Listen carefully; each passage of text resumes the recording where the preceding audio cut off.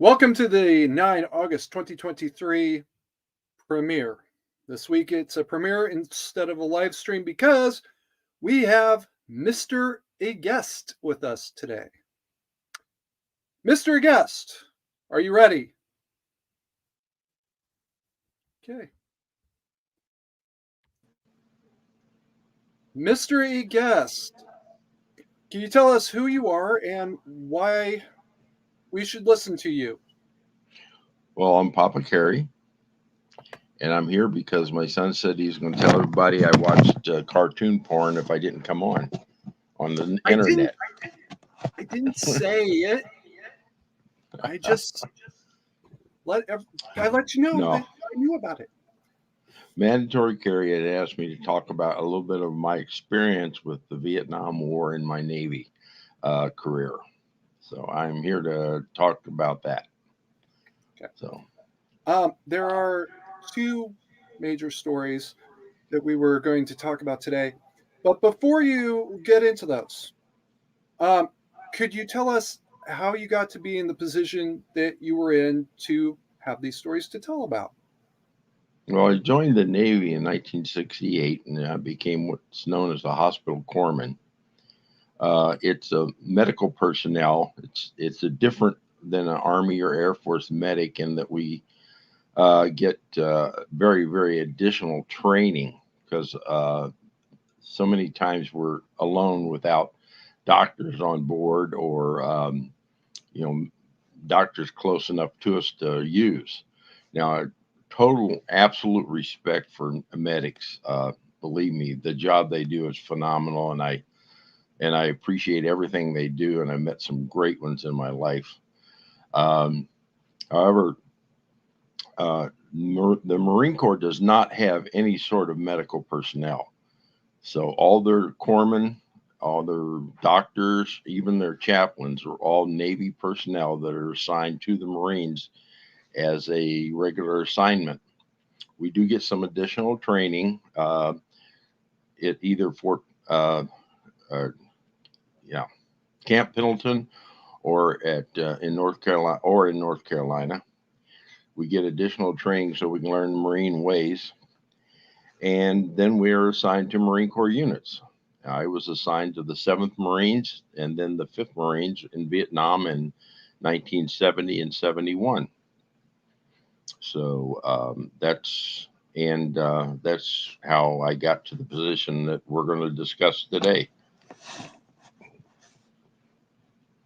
Okay. Before before we get there, is there anything else, stories or anything you want to tell us? About becoming a corpsman. Correct. Yeah, no. Well, there's some stuff that happened in the Vietnam, but I was thinking they were coming up a little bit later. So, All right. So let's jump into it. Um, there's two major stories.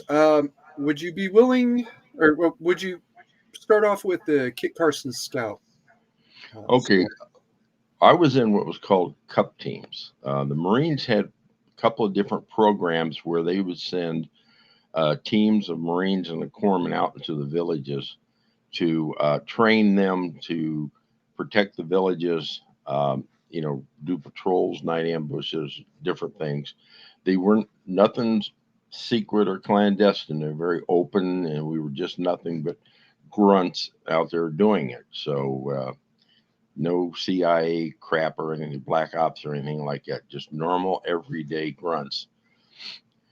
And what we had was known as a Kit Carson Scout, which was NBA, North Vietnamese Army, or Victor Charlie Viet Cong, who had defected over to our side.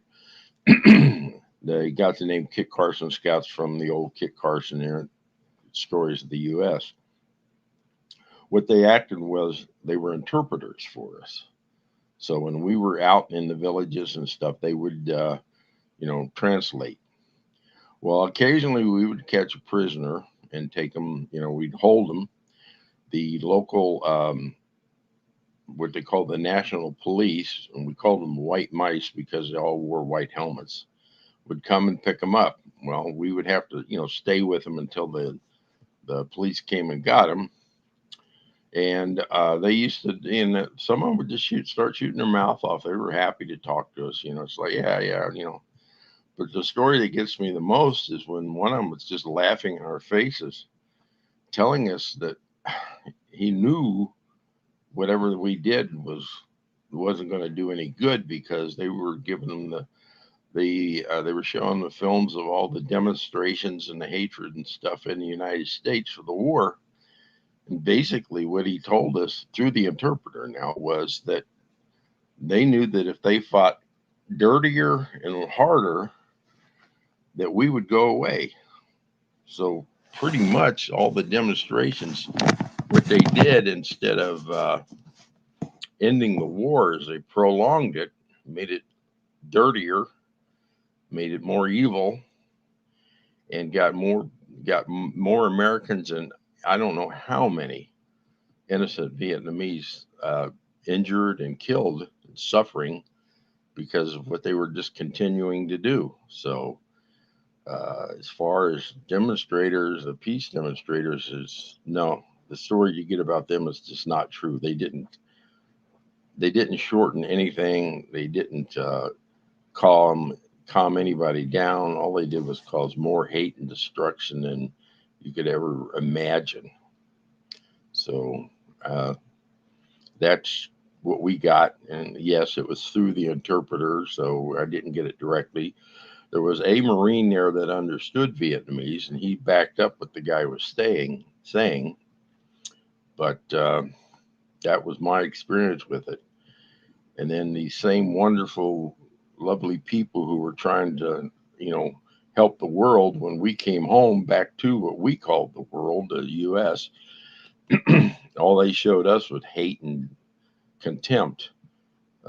When I was going from the airfield to another location where we could meet our families and stuff, when I got home, they're outside screaming, throwing um, banners and signs at us and throwing red paint on the bus, screaming at us, calling us baby killers and murderers. Now, yes, I saw some of that stuff they were talking about over there. It happened, and I'm not going to say it never did. But what they failed to tell you about is the number of times I saw my Marines risk their lives. I mean, literally, to save children and adults. I've seen guys sprint across open areas with machine guns firing at them, grabbing a kid that was caught out in the open, and then rushing back into cover. I saw one Marine throw himself over some old mama son that was wounded until the firing stopped, and he drug her over to me so I could patch her up. See, they don't want to talk about that side of the war because that goes against what they were wanted you to know. But I saw many, many Marines do that, and it's like we don't want to talk about that part of it because it goes against our agenda. So angry, yeah. Pissed off, yeah. I am. 50 some odd years later, I'm just getting madder instead of better at it. And so anybody that tells me they demonstrated against the war, I'm okay with that. I'm not necessarily angry at it, but when they want to just start dumping on me how much good they did and how wonderful they were about doing it, no, it's a lie. It's not true at all. And that's the two basics that I wanted to talk about. Um, those are the two most important things. So back to you, mandatory carry. Okay. Okay. Unless you had some questions or something you wanted to ask me. I got a question for you. Yeah. The way I've always understood the story growing up is that the Viet Cong that you captured, the Mm-hmm. one laughing at you, uh, he was always told by his people that if they just keep fighting longer and longer, eventually something was going to change. Does this ring a bell at all? Well, basically, what he was telling us, if they fight dirtier and harder and longer, that we would just go away and they'd still get what they wanted. And it proved true. So The people here got tired of it, but they got tired of it because of what they were hearing. There's nothing good about any war. It was evil, it was dirty, and it was awful. But to make it worse by, out of one side of your mouth, you say, "Oh, I'm doing such wonderful good that I'm stopping it," by making it worse and more evil. Uh, no, I can't go along with that. so all they had to do was just keep fighting, and So eventually we just keep quit. fighting dirtier and harder, longer, and we would eventually go away because our people didn't have the stomach for it. Not that one. Um, And their news and their propaganda was very, very loaded with that. The videos of the demonstrations, the newspaper articles, the songs, all that stuff. They just overloaded those guys with that stuff just to encourage them to keep going. I'm gonna come on back up on screen now. So just keep fighting. That was all it took. Pretty much, just keep Okay, fighting and make it dirtier. and make it dirtier. That Yeah. helps. Um, the other story, and I'm not going to ask you to go too deep into this, but is there any other examples? So you gave the example of the bus. Are there any other examples maybe you could throw at us? Well, I'll only talk about the ones that I experienced. I won't. I've heard many stories from reliable, trusted people. When I got home, I went to a party that was given by a bunch of people that I went to high school with, and although most of them were pretty friendly, and open,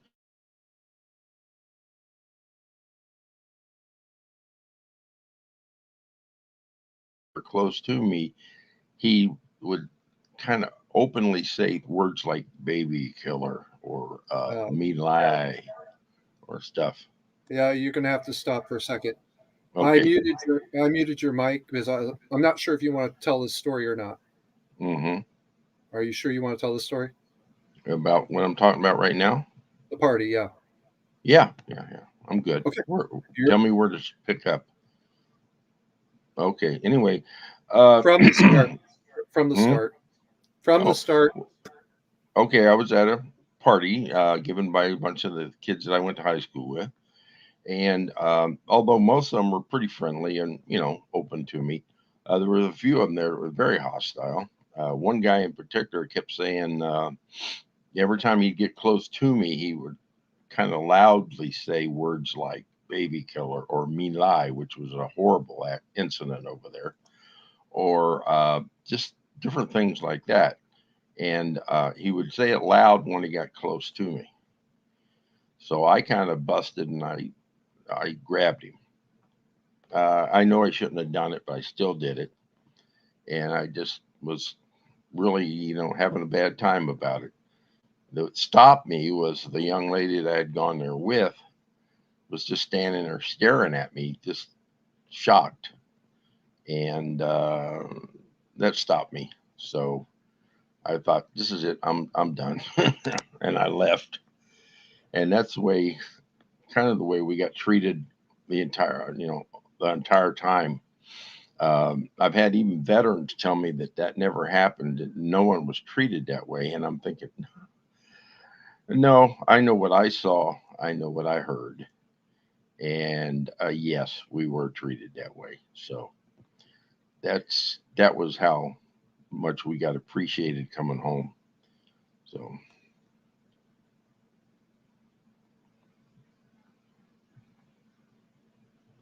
Yeah. I recall mom telling a story about somebody that she knew who went to Vietnam before she met you.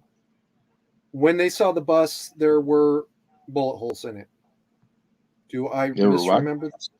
bullet holes in the Okay. bus. Do Oh, I I don't misremember know. the story?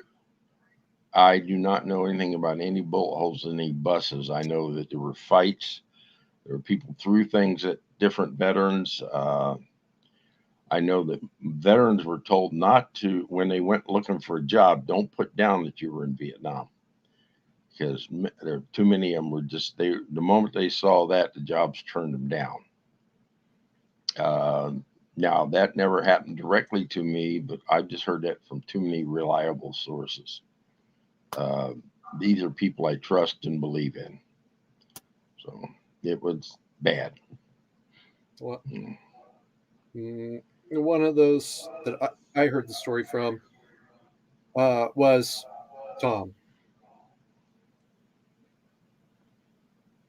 Yeah. Hmm? I heard that from Tom at one point. From your Uncle Tom? Yes. Yeah, yeah. He was a Vietnam veteran, and he it's we're talking about mandatory carries. Uncle Tom. He did tell that story that he got rejected for jobs. People would ignore him, and in that sense, I think he was a reliable source. Um, so yeah, it's all true.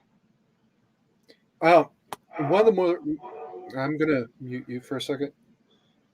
Um, one of the more disturbing parts about this is it didn't really change after 9/11. Right. I was headed to Rio Vista one morning, and I was pumping gas at a Shell station. Coast Guard uniform and Air Force uniform look a lot alike. If you're in one or the other, you okay. No, that's not right. Whatever. Thanks, MK2. Um, as this woman was walking by, I think she mistook me for Air Force because we were not far from a Air Force base there, and just casually called me a baby killer. Okay, bitch.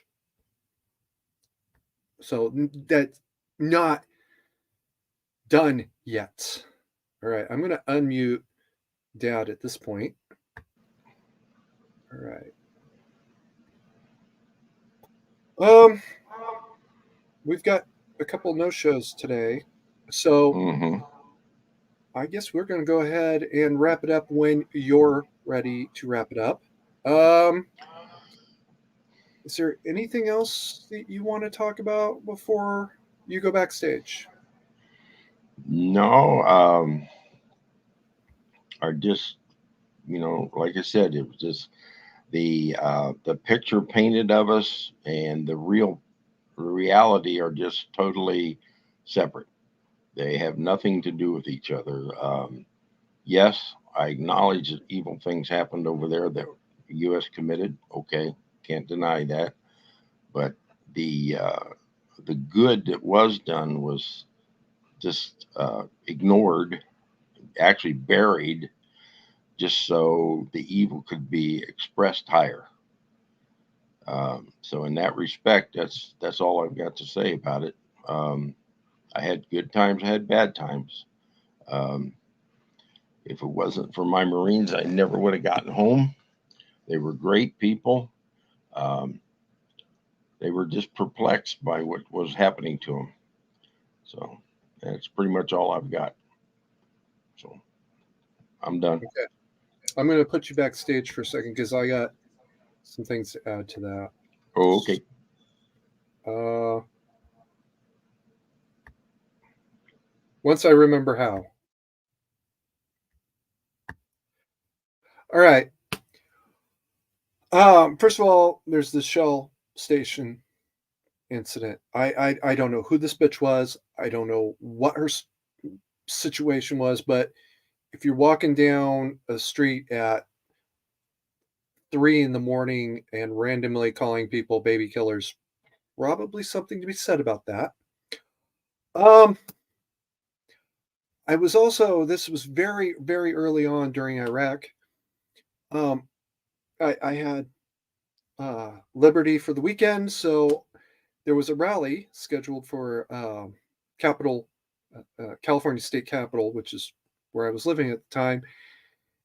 And I'm walking around and seeing a whole lot of the same kind of sentiments that um, Papa Carey expresses with his story coming back from Vietnam.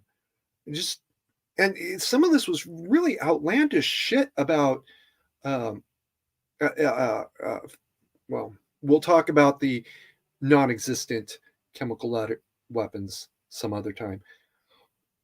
But Enron, which I don't even think was a thing at the time, and just some really crazy conspiracy theory shit.